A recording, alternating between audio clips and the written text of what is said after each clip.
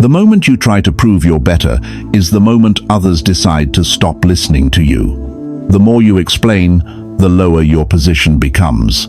If you've ever felt like you work twice as hard, understand twice as much, yet somehow you're always watching someone else take the seat you earned, this is for you. If you've been in that position, hit like. Not for me.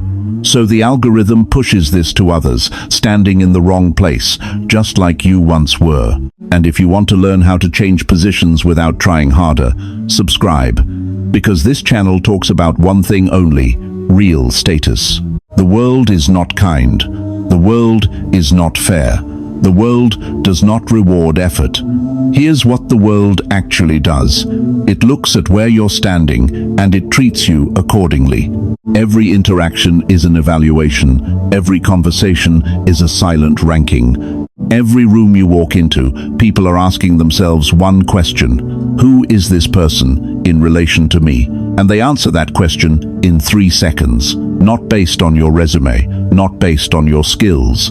Based on how you carry yourself in that moment. The world doesn't ask how good you are. It asks, where do you stand in this hierarchy? You were taught a beautiful lie, a comforting lie that keeps you running in circles. The lie is this: just be good at what you do, and people will recognize you. Work hard, be competent, prove your value, and eventually you'll rise. No, you won't. When you feel the need to prove yourself, you've already placed yourself in the role of someone who needs validation. You've already accepted a lower position. Think about it. When someone explains too much, what do you think? You think they're unsure. When someone defends themselves before being attacked, what do you assume? You assume they've been attacked before and expect it again. Here's the metaphor I need you to remember for the rest of this video. Poor people try to run faster on the same track. Rich people change lanes. You're not losing because you're slow. You're losing because you're racing on the wrong road entirely. Classical power theory understood this perfectly. People don't respect you because you're right. They respect you because they're not sure if they have the right to doubt you. Let that sink in. Power comes from the position you occupy, not the effort you expend. It's not about how much you can do, it's about how you're perceived. It's about whether people see you as someone who needs approval or someone whose approval matters. So why does everyone make this mistake? Why do smart, capable, hard-working people keep explaining themselves to people who don't deserve an explanation? 3 reasons. Your biology is sabotaging you. Your upbringing programmed you wrong, and you believe in a fairness that doesn't exist. Your brain wants to be accepted. 10,000 years ago, if your tribe rejected you, you died, alone in the wilderness, eaten by something with teeth. So your nervous system developed a reflex. When someone questions you, defend yourself, explain, prove your value, show them you belong. That reflex kept your ancestors alive, but in modern power dynamics, it destroys you because defense signals weakness.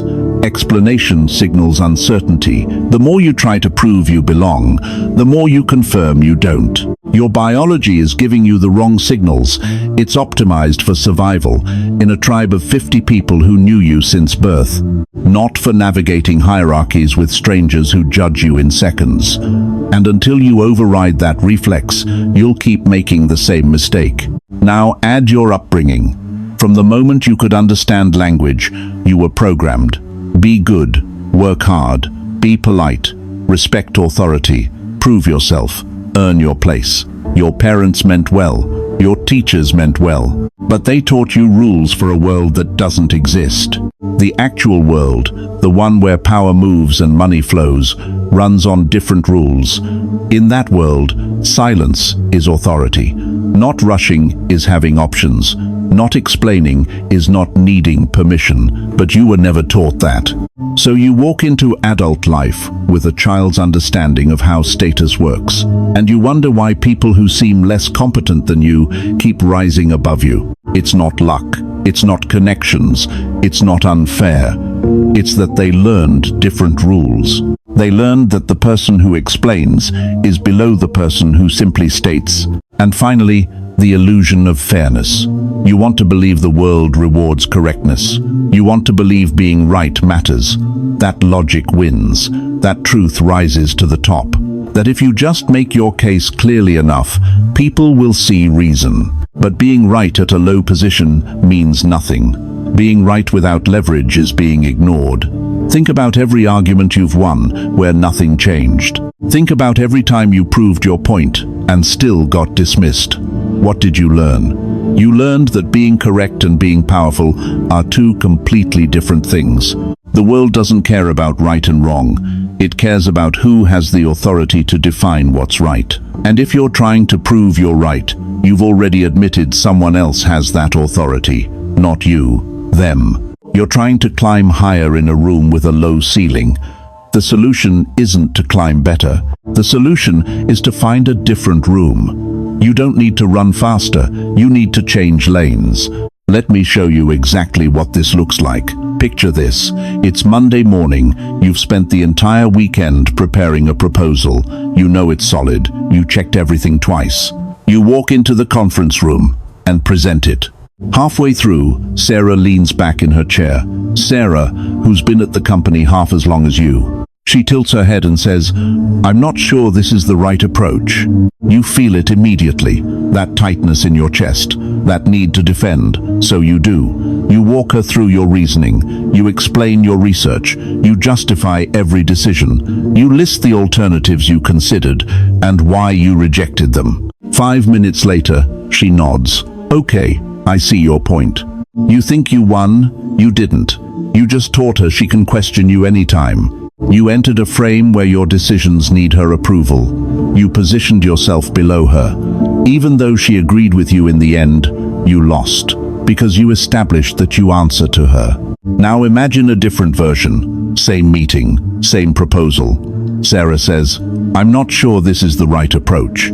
You pause. You look at her calmly. You say, "I've made my decision." Then you continue with the next point. What just happened? You didn't argue, you didn't defend, you didn't explain. You simply held your position. You made her decide, does she escalate this into a challenge or does she accept it? Most people will accept it, because challenging authority is expensive.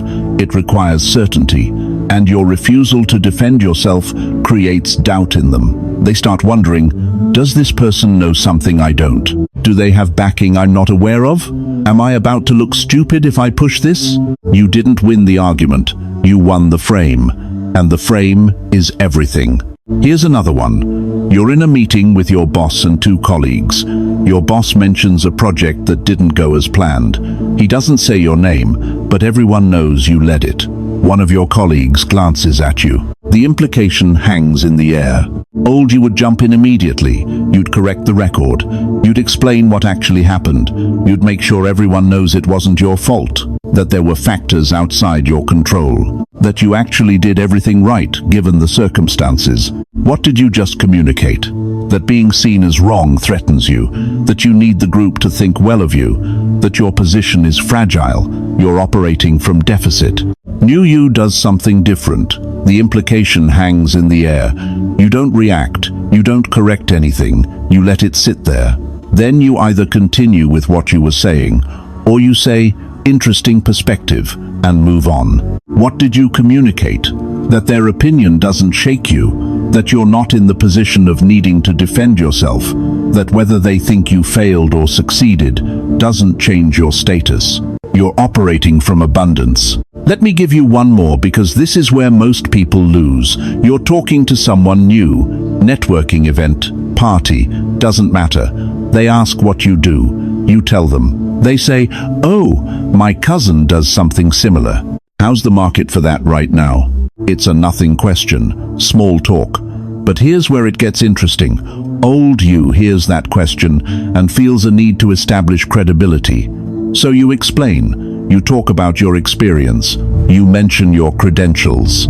You tell them about a recent success.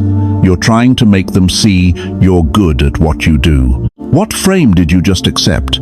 You accepted the frame where you need their validation, where their casual question deserves your detailed answer, where you're auditioning for their approval. New you hears the same question. You smile and say, "It's interesting," and then you ask them a question. Or you give a one-sentence answer and change subjects. You don't elaborate. You don't prove. You don't establish anything. Because you understand something they don't. Status isn't proven. Status is assumed. The person who needs to establish their credibility doesn't have credibility. The person who has it doesn't need to establish it. Look at anyone with real power. Look at CEOs. Look at people who actually run things. How often do they explain themselves? How often do they defend their decisions in real time? How often do they prove they're qualified? They don't. They state, they decide, they move forward. And if someone doesn't like it, that's noted, but it doesn't stop anything. That's not arrogance. That's position. Now, let me take you one level deeper. This isn't a communication hack. This isn't something you do when you want to seem confident. This is about fundamentally understanding where you stand in the world and deciding to stand somewhere else. Most people spend their entire lives seeking permission. Permission to speak, permission to lead, permission to take up space. They're waiting for someone to tell them they're good enough, smart enough, ready enough, and they spend decades waiting. The shift happens when you realize you're not lacking competence, you're lacking position. And position isn't earned through skill. Position is claimed through presence. When you walk into a room and immediately start proving your value, you've announced, "I'm not sure I belong here." When you wait to be invited to speak, you've announced, "I believe someone else controls my access to this space." When you over-explain, you've announced, "I'm not confident you'll understand or accept me," without extensive justification. Those announcements happen in silence. They happen in your body language, in your timing, in your energy, and everyone reads them instantly. The person who belongs doesn't announce it. They assume it. They take their seat. They speak when they have something to say. They don't ask permission with their eyes. They don't apologize for existing. They don't shrink to make others comfortable. You don't need to run faster. You need to change lanes. And here's what I mean by that. Poor people think the game is about speed. Work harder, work longer, outperform everyone. And eventually, you'll get ahead.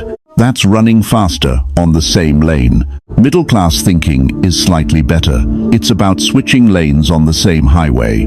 Go to a better company, get a better title, network with better people. You're still on the same highway. You're just moving to a faster lane. Rich people, they're on a different highway altogether. They're not competing on effort. They're not even competing on results. They're operating in a space where the rules are different, where presence matters more than proof, where position creates opportunity rather than opportunity creating position. You're not going to outwork someone who doesn't need to work hard because they're already standing where the resources flow. You're not going to outsmart someone who doesn't need to be smart because they have authority that doesn't require justification. The only way to win is to stop playing their game and start playing a different one. Stop proving, start positioning, stop explaining, start occupying space like you own it. Here's what that looks like practically. Next time someone questions you, pause before you answer. Ask yourself, does this person have the standing to question me, or am I about to give them that standing by treating their question as legitimate? Next time you feel the urge to explain yourself, stop. Sit with that discomfort. That urge is your biology trying to keep you safe by keeping you accepted. But acceptance from a low position is still a low position. Next time someone tries to pull you into a debate about your qualifications or your decisions, don't enter it. The moment you start defending, you've agreed that your position is defensible. It's not. It simply is. This will feel wrong at first. Your whole life, you've been rewarded for explaining, for being articulate, for proving you thought things through. But that's because you've been operating in environments designed for compliance, not power. School rewards explanation, corporate middle management rewards justification, but actual power, actual status, it rewards something else entirely.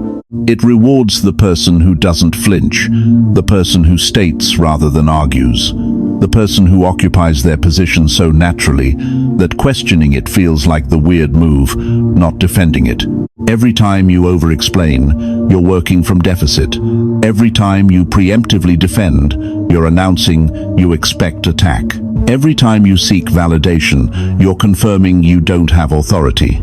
And the world responds to that, not because people are cruel, but because hierarchies are efficient. They need to know who's where. And you tell them with every word, every pause, every moment, you choose to explain or choose to simply be. So here's the real question. Are you ready to stop proving? Are you ready to stop explaining yourself to people who haven't earned an explanation? Are you ready to occupy a position and let the world adjust around you, instead of constantly adjusting yourself to fit into spaces that were never built for you anyway? Because that's what this is.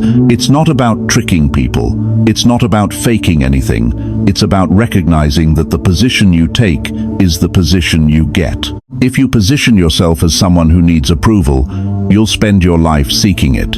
If you position yourself as someone whose approval matters, people will spend their time seeking yours. It's that simple. And that difficult. Simple because it's just a choice. Difficult because everything in you will resist it. Your biology will scream. Your programming will fight back. Your need for safety and acceptance will tell you this is dangerous.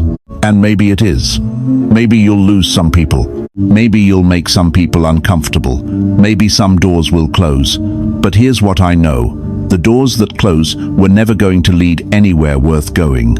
And the people you lose were never going to see you anyway. If you still want to be recognized, praised, seen as good at what you do, this channel isn't for you. But if you're choosing to stand in the right position, to stop proving yourself, to let the world adjust around you, instead of spending another decade trying to fit into spaces designed to keep you small, stay. Next video. Why the more silent you are, the higher your status becomes.